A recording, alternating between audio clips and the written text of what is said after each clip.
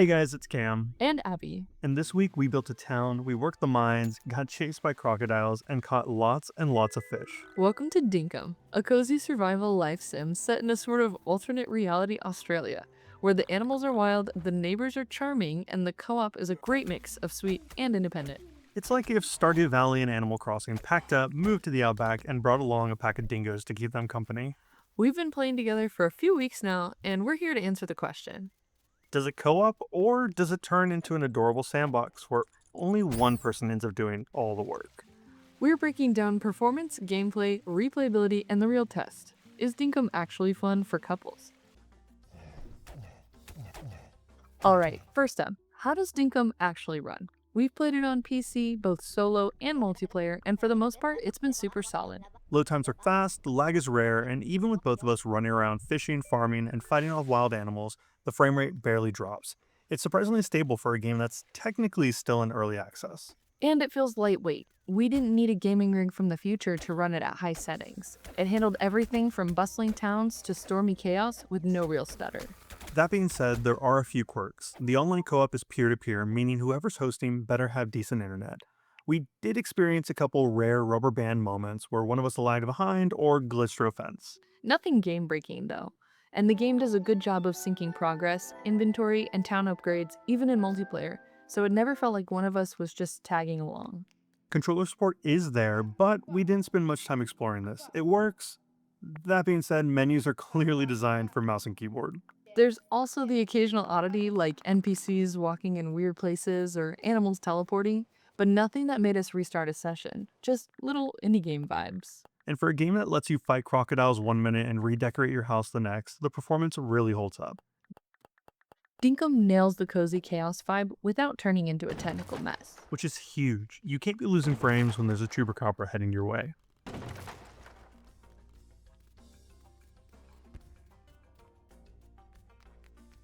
So, what's it actually like to play Dinkum as a duo? It's weirdly addicting. You start by just setting up tents and chopping wood, then suddenly it's 1 a.m., we're deep in the mines, and I'm yelling, "Help! A croco is camping the elevator!" Dinkum's gameplay loop is a mix of survival, farming, mining, crafting, town building, and exploration. And yet, somehow it blends them all together in something chill but chaotic. The co-op isn't just same screen, same tasks. You can divide and conquer. One person can go dig up ore while the other handles crops or designs the future furniture layout of your adorable outback home. Or, in our case, one of us goes hunting giant birds with a spear, while the other runs around catching bugs, rocking a mullet and cape.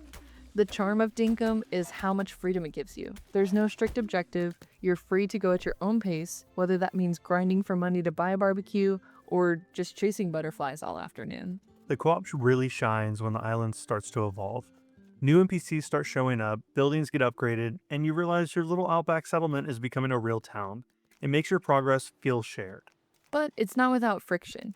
Town progress is saved to the host's game, which comes with its own pros and cons. On the plus side, it means you're free to progress and play on your own saves or islands. But when playing together, the host island saves the progress. Yeah, the second player can't make permanent changes, which is fair, but it does limit who leads the decorating or replaces buildings. Dinkum does a good job of giving the visiting player enough access to never feel like they're second fiddle, allowing them to work towards their own licenses and pack their suitcase for when they go home. But that said, there's always something to do. Even if you can't build, you can fish, gather, cook, fight, explore. There's zero downtime. Combat's also surprisingly fun. You're not juggling hotbars or RPG mechanics, just dodge, swing, throw a boomerang. And while it's not super deep, it's satisfying to team up on a pack of dingoes or chase down alpha creatures. The mines, though, those get spicy. You need torches, pickaxes, food, and preferably a backup plan. Going down together, it's very strategic or complete panic. Usually panic, especially when someone forgets the pickaxe and we have to punch. Honestly, some of our favorite moments were just wandering off in different directions and yelling across the room, "Hey, oh, come look at this." Or racing to catch bugs before the sun sets, or dying in the mines and trying to explain why you brought no healing items. Yeah, I didn't think to bring snacks. Dinkum Co-op is best when it's messy. It's full of unscripted moments, goofy animal chases, weird bugs, last-minute rescues, and it's kind of the game where everything feels personal. It's not super structured, but that's the magic. You make the goals, whether you're farming pumpkins, upgrading tools, fishing all day, or herding chickens into an escape-proof pen. It just kind of works. It follows the footsteps of Stardew Valley and Animal Crossing by focusing on bringing life to the outback and creating your own little community to call home. So, is Dinkum something you'll keep coming back to? Or is it a one and done after your town's got solar panels and a few lawn chairs? Honestly, it's one of those cozy titles that quietly hooks you. And then you realize you've been playing for 20 hours and you still don't have a proper kitchen. The big driver is progression. You're always working towards something: new licenses, better tools, fancier furniture, animals to raise. There's never a moment when you're just done. And it doesn't force you into a rigid loop. You don't have to min-max anything. One of you can grind mining levels while the other breeds chickens or builds a cafe. Plus, the seasons, weather, and daily visitors help shake things up. One day you're farming, the next, chasing a visiting trader across the map to buy a disco ball and a beach chair. It also supports big picture planning. Want to terraform the whole island? Go for it. Want to decorate every friend's house to match their personality? You can. It becomes a creative outlet just as much as a game. And the developers are pumping out tons of new content updates and events, so it feels like the kind of game that'll only get more replayable over time. But what makes it great for couples is how low pressure it is. You can pick it up for 30 minutes or 3 hours. As long as you complete the day, you don't lose progress if someone has to log off. Every session has a little surprise: a new critter, a weather event, a weird island discovery. You're constantly finding small things to get excited about. So does Dinkum actually work as a couples co-op game?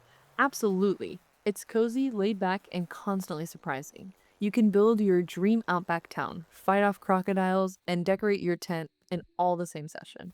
It's not perfect.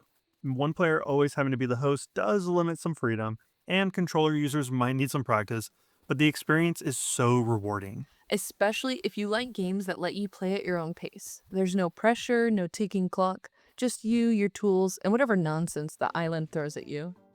It's also one of the few games that really lets couples divide and conquer. You can specialize, you can explore, or you can just vibe. No one's ever stuck waiting for the other to finish a cutscene. Dinkum doesn't just work in co-op, it shines. It's chill, charming, and the chaos only makes it better. We're giving Dinkum 4 out of 5 dingoes. If you liked this review, hit that like button, subscribe for more coupled co-op chaos, and be sure to tell us what game we should review next. We'll be back with another game soon. Until then, peace.